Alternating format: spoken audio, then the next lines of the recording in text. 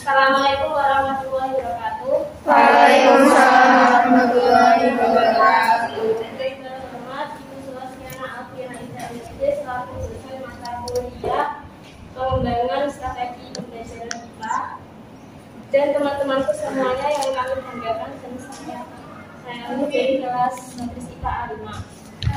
Sebelum belajar, alangkah baiknya kita membaca Al-Fatihah bersama-sama.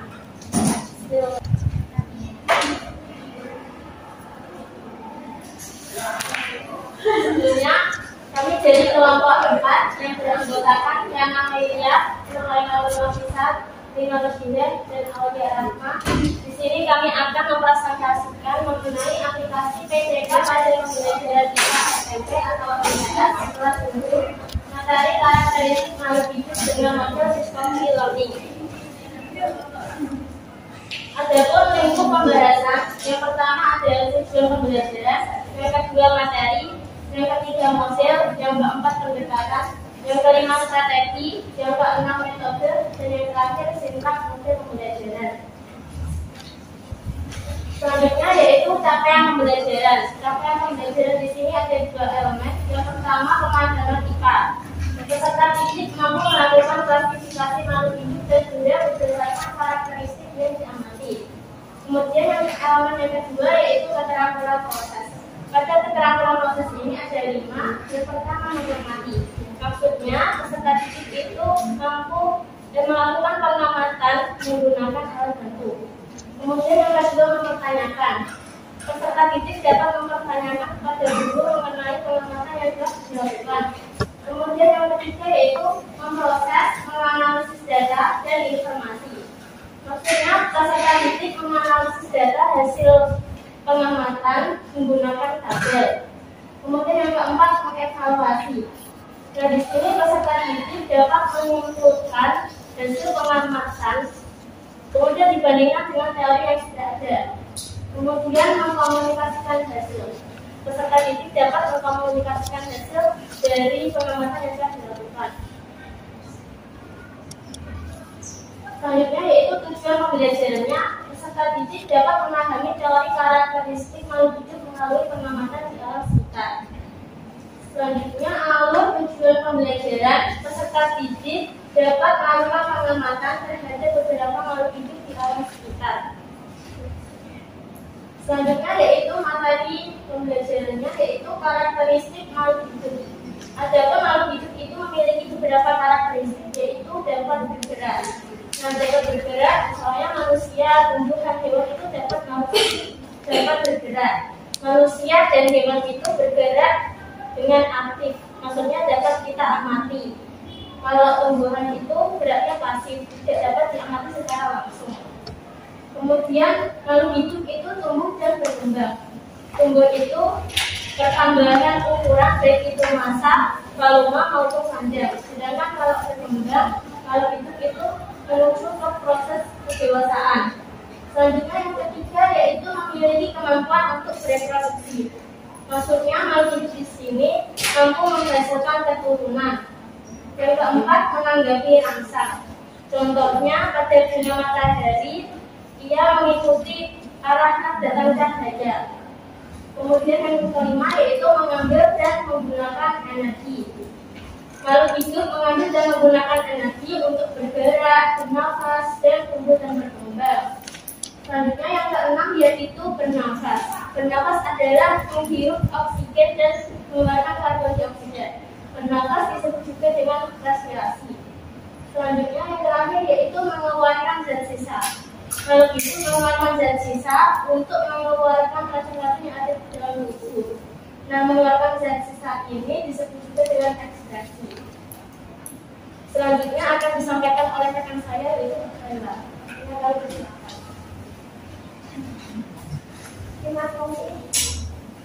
Selanjutnya yaitu model. Kami menggunakan model pembelajaran discovery learning. Model ini melibatkan strategi dalam pembahasan konsep IPA yang melibatkan proses peta yang berdasarkan prinsip strategis. Maksudnya yaitu strategi meningkatkan kemampuan individu dan memiliki rasa lebih aktif dan kreatif. Adapun senang dalam model discovery learning yaitu satu, stimulation atau memberi rangsangan. Guru memberikan permasalahan di awal, jadi peserta didik memiliki rasa keingintahuan atau rasa masih dulu dalam ini terus untuk menyelidiki. Setelah itu guru memberikan pertanyaan. Nah, yang kedua yaitu coping statement atau pernyataan atau identifikasi masalah. Peserta didik diberi kesempatan untuk mengidentifikasi masalah.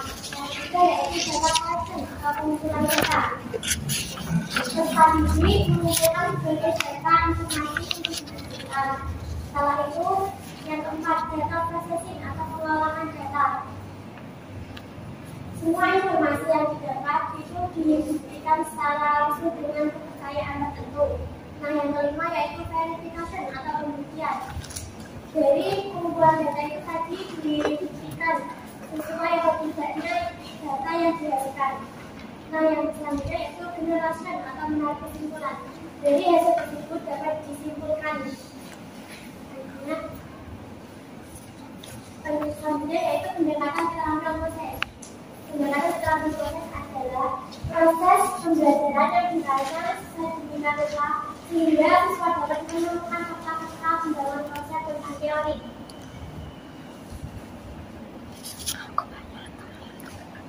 Adapun proses yang mengacu pada keterampilan proses yaitu mengamati, melakukan pengamatan, meramalkan, menggunakan alat pembelajaran, menerapkan konsep, merancang penelitian, dan mengkomunikasikan hasil, serta mengajukan pertanyaan. Alasan menggunakan pendekatan keterampilan ini yaitu didasarkan pada model, metode, dan kurikulum saat ini. Yang digunakan yaitu memfokuskan kepada peserta didik agar lebih aktif. Selanjutnya akan diberikan oleh teman-teman saya.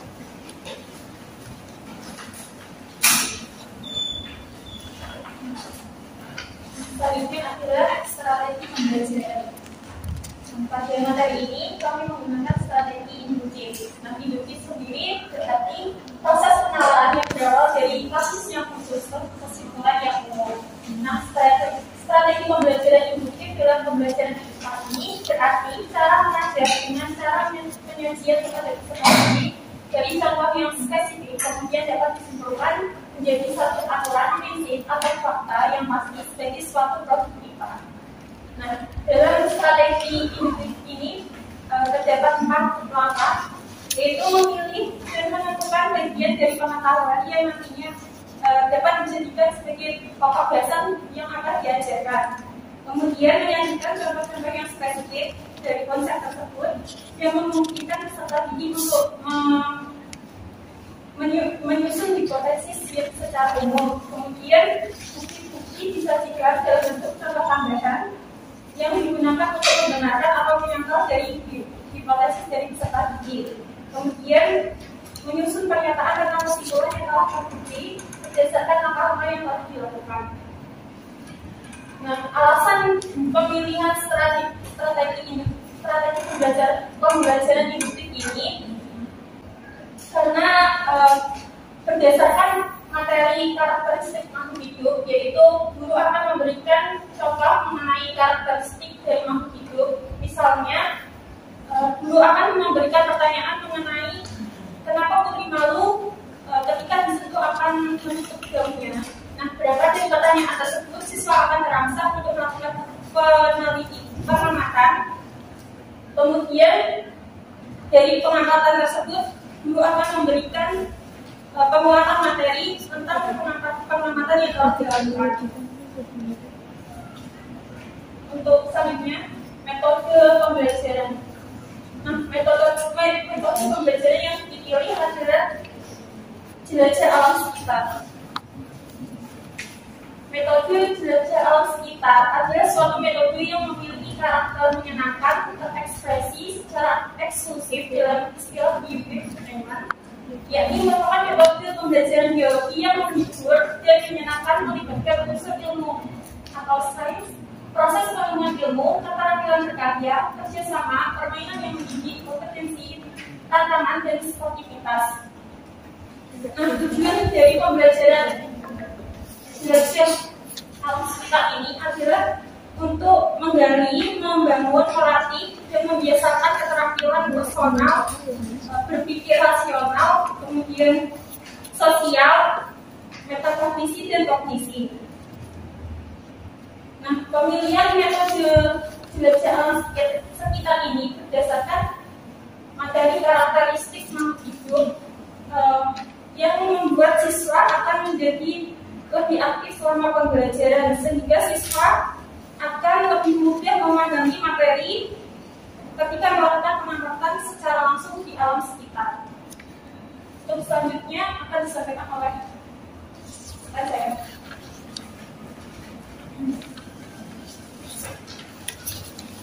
Jadi untuk selanjutnya yaitu penerapan sistem sumber pengetahuan. Nah, pada sistem pengetahuan ini ada beberapa sifat. Nah, dalam kegiatan pembelajarannya yaitu terbagi menjadi 3. Yang pertama ada pendahuluan, kemudian kegiatan inti, dan kegiatan akhir. Nah, dalam kegiatan pembelajaran pendahuluan ini, yang pertama tentu saja guru memberikan salam dan juga menyapa peserta terlebih dahulu dengan menanyakan kabarnya. Nah, kemudian guru mengajak peserta didik untuk berdoa bersama sebelum melakukan proses pembelajaran. Kemudian yang ketiga, guru memeriksa kehadiran peserta didik. Nah, kemudian selanjutnya masuk ke dalam sintaks dari sistem learning, yaitu stimulation atau rangsangan. Nah, dalam rangsangan ini guru memberikan rangsangan berupa pertanyaan tentang karakteristik makhluk hidup. Misalnya yang pertama, pertanyaan berupa ada yang pernah melihat tumbuhan kucing malu, kemudian ada yang pernah menyentuhnya, dan lain sebagainya. Nah, kemudian setelah itu baru guru menyebutkan tujuan pembelajaran yang akan dipelajari pada hari ini. Kemudian masuk ke dalam kegiatan pembelajaran yang kedua, yaitu kegiatan inti. Nah, sintaks dari kegiatan inti ini ada problem statement, data collection, data processing, dan juga verification. Nah, yang pertama yaitu dalam sintaks problem statement atau pernyataan atau identifikasi masalah. Nah, dalam problem statement ini yang pertama, peserta didik memberikan pernyataan mengenai jawaban dari pertanyaan yang tadi telah diajukan oleh guru. Nah, kemudian guru membagi peserta didik menjadi beberapa kelompok untuk nantinya akan melakukan pengamatan di alam sekitar.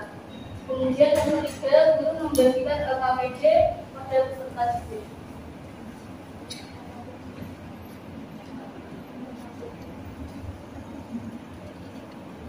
Nah, di sini kami akan menunjukkan LKPD yang akan kami gunakan dalam pembelajaran materi karakteristik peserta didik. Nah, bisa dilihat dari makalah yang telah difotokopi pada hadapan setelah disertakan.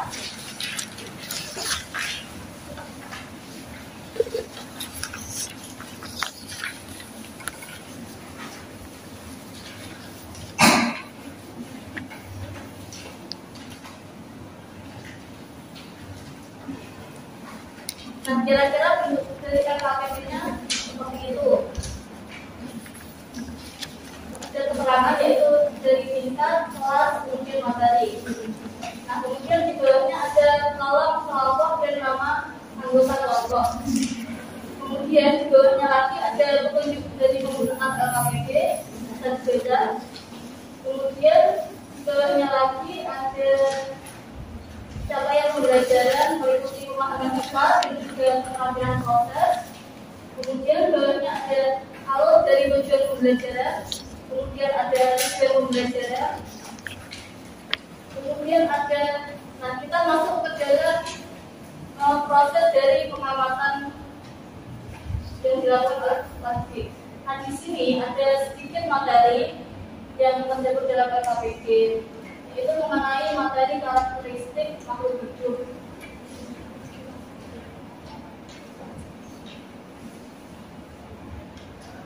Nah, kemudian pada kegiatan pengamatan ini terdapat langkah-langkah dalam melakukan pengamatan. jangka pengamatan terhadap beberapa jenis benda dan makhluk hidup di lingkungan sekitar. Kemudian ada petunjuk dari LKPP. Nah, kemudian di bawahnya tersedia tabel dari karakteristik, yakni ciri-ciri makhluk hidup, ada bergerak, bernafas, kemudian berkembang, ada transaksi dan lain sebagainya. Nah, pada pengamatan kali ini peserta didik menjelajah alam sekitar, yaitu mereka bisa mengamati apa saja tumbuhan yang mereka temui dalam alam sekitar mereka. Nah, bisa ditulis pada kolom nama benda atau makhluk hidup. Kemudian dari ciri-cirinya tersebut, jika mereka menemui bunga mawar, nah apakah bunga mawar itu bergerak? Kemudian jika iya, maka mereka dapat menilainya. Jika tidak, maka mereka dapat menilai. Nah, selanjutnya ada pertanyaan-pertanyaan. Nah, pertanyaan-pertanyaan ini akan mereka kerjakan secara berdiskusi kelompok. Nah,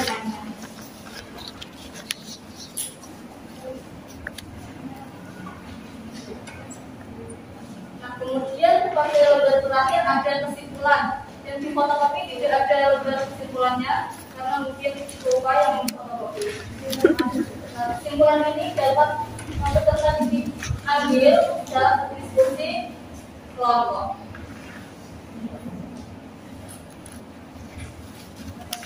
Nah, kemudian setelah itu masuk ke syntax data collection atau pengumpulan data.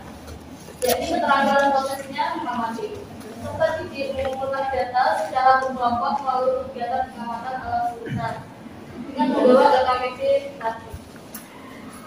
Kemudian masuk ke syntax yang selanjutnya, yaitu data processing atau pengelolaan data. Nah, keterampilan prosesnya memproses dan menganalisis data. Peserta didik secara berkelompok menganalisis data yang telah dikumpulkan melalui pertanyaan yang telah tersedia dalam LKPP tadi. Kemudian syntax selanjutnya verification atau pembuktian. Nah, keterampilan prosesnya ada lemahnya dan juga mengevaluasi.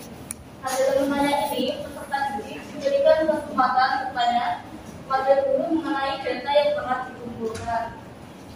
Kemudian keterampilan proses evaluasi, peserta didik membuktikan kebenaran atau keabsahan pengolahan data melalui buku ajar. Nah, kemudian masuk ke kegiatan akhir, yakni dengan syntax generalization atau menarik kesimpulan, yakni dengan keterampilan proses mengkomunikasikan. Yang pertama, peserta didik melakukan presentasi dari data yang telah mereka kumpulkan melalui pengamatan tadi.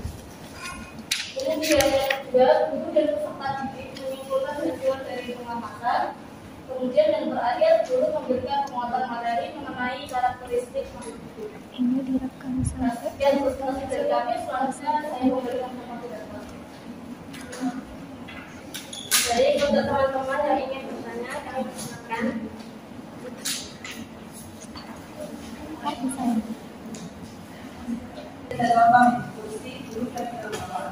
Di sini contohnya itu melawan bergerak dicetak. Nah, bagaimana caranya meyakinkan murid-murid bahwa melawan itu bergerak? Soalnya kan kalau dia kan nggak pindah-pindah gitu loh, teman-teman. Bagaimana cara meyakinkan?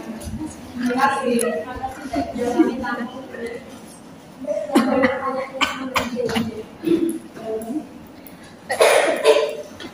Video orangnya ada. Kan tadi kan kalau kalian kan ambil model pembelajaran bisa pelajaran ini. Nah, itu kan kayak yang dibilang belajar, misal bunga mawar dan tanaman lainnya kan bergerak sama bernafasnya kan tidak bisa diamati. Nah, menurut saya bukan karena cocok ke model pembelajaran video based learning. Video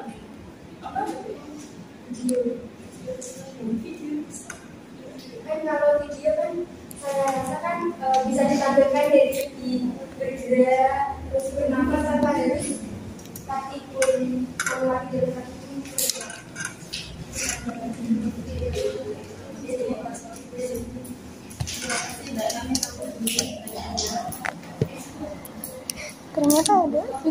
Ustaz ini.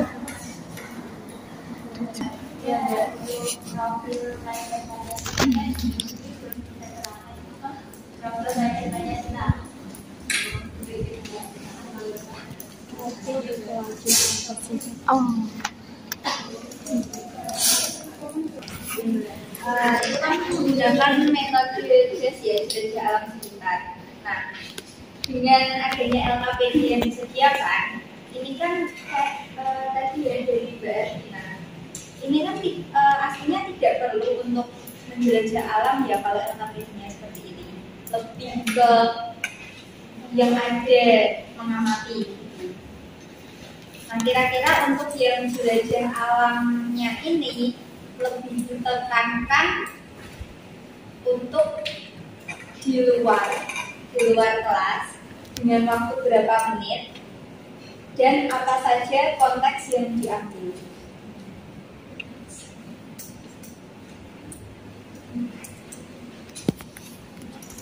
Ucapkan dulu pertanyaannya agar maknanya ya. Untuk yang pertama tadi pertanyaan dari Mbak. Pertanyaannya, dalam LKPD, bagaimana meyakinkan peserta didik bahwa bunga mawar itu berbeda? Agar bisa peserta didik menemukan bunga mawar ya, ada labelnya berbeda atau tidak, bagus atau tidak. Peserta didik dapat mencontek atau menilang. Nah, jika peserta didik itu melihat bahwa bunga mawar itu tidak berbeda, maka mereka kan bisa menilangnya. Kemudian dalam pembelajaran masuk kembali ke kelas, guru akan mengevaluasi dari hasil kerja si anak tersebut, kelompok kerja tersebut. Misal, si Andi ini menolaknya kok silang, seharusnya itu bergerak ya. Kemudian guru tersebut dapat memberikan teori-teori dari materi karakteristik makhluk hidup bahwa tumbuhan itu sifatnya mempunyai karakteristik bergerak tapi secara pasif. Jadi itu sebenarnya itu dijelaskan di mau menggunakan apapun dulu dan dijelaskan ketika mengenai ya. Aku pengen nambahi Cak. Izin menambahi yang tadi pertanyaan dari Mbak Ida tadi kan dijelaskan setelah kita kembali ke dalam kelas. Namun kalau menurut saya itu bisa dijelaskan ketika penemuan, misal si A menemukan buah bunga mawar itu segini, sedangkan si B lebih kecil dari itu. Nah, itu bukti bahwasannya dia kan bisa bergerak, tumbuh ke atas gitu. Bagaimana? Bisa nggak ketika seperti itu? Kalau menurut saya bisa. Iya bisa, tapi kan ciri-cirinya bergerak dan kemudian berkembang itu beda ya. Biasanya ada bergerak sendiri, kemudian berkembang sendiri. Kalau yang dimaksud BR-nya itu termasuk. Berarti maksudnya berkembang gitu ya. Oke. Makasih kembali. Nah, di sini proses Pancasilanya itu mandiri dan kritis. Kenapa? Karena peserta didik itu mengamati melalui jelajah alam secara mandiri. Nanti kan apakah bisa kelompok kami yang menggunakan model discovery learning, apakah bisa menggunakan model video description? Nah, sebelumnya kami ingin meluruskan bahwa video learning itu termasuk metode, bukan model. Terus, apakah bisa? Bisa. Tapi siswanya kan nanti tidak aktif, cenderung lebih pasif setelah cuma melihat video saja. Nah, sedangkan jika kita menggunakan jelajah alam sekitar akan membuat siswa menjadi lebih aktif. Gitu. Dijadikan penguatan yang bukan di sekolah.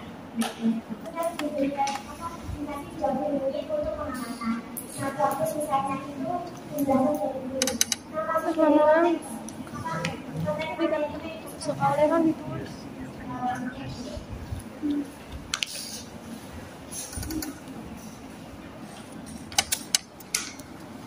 Apa ini kelas? Yang di luar, berarti ini keluar kelas ya? Keluar kelas sama 20 menit dengan konteks yang di LKPD ini. Nah, konteksnya begini loh. Di luar itu dia mengamati yang ada di sekitarnya, gitu kan? Nah, sedangkan kalau tentang benda tak hidup, terus ciri-cirinya itu tadi kan bisa diterangkan melalui video atau secara nggak usah jajan itu.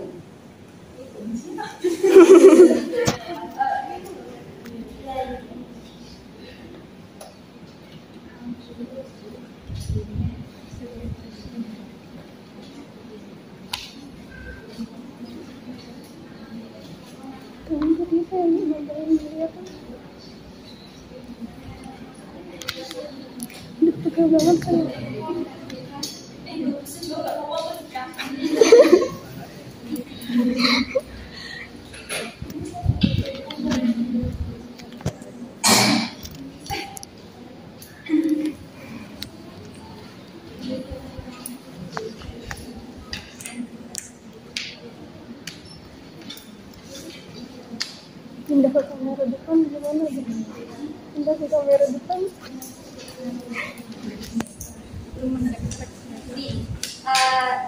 Jadi di materi ini kan ada beberapa materi. Biasanya peserta didik itu kan terpacu sama materi yang di LKPD toh.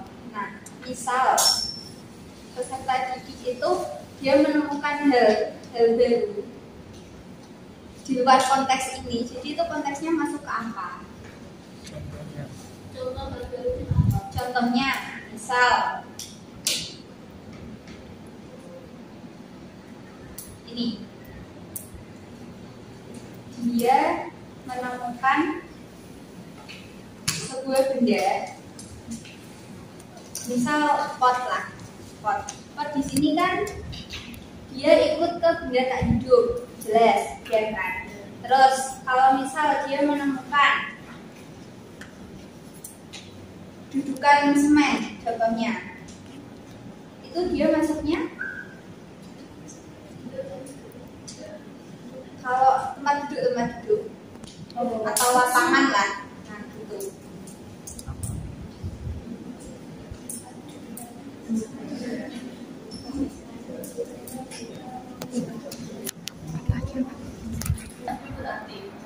Nah, tapi saya kira peserta didik itu tidak sampai menuliskan apa semen gitu. Ya, tapi kalau menuliskan pun nggak apa-apa, maksudnya benda tak hidup. Nah, itu dia ya.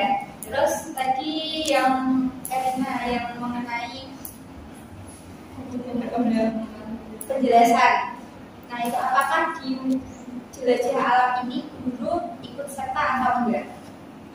Apakah sebaiknya pas penjelasan itu secara langsung pas ditemukan, itu kira-kira sesuai nggak?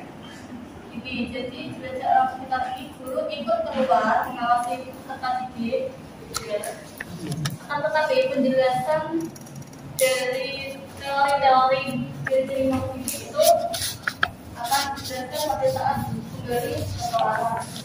Nanti pas kegiatan akhir kan setelah peserta didik itu menyampaikan hasil temuannya, nanti gurunya akan memberikan penguatan, kemudian disiswakan langsung ke. Jadi nantinya kalau ada salah paham dari siswa itu langsung dijelaskan sama gurunya. Jadi kalau bisa dijelaskan secara langsung di luar itu nggak kondusif sih, kan mesti peserta didiknya di sana, tapi sambil diawasi oleh guru, tapi nggak mungkin dong langsung dijelasin secara itu. Ya, makasih banyak.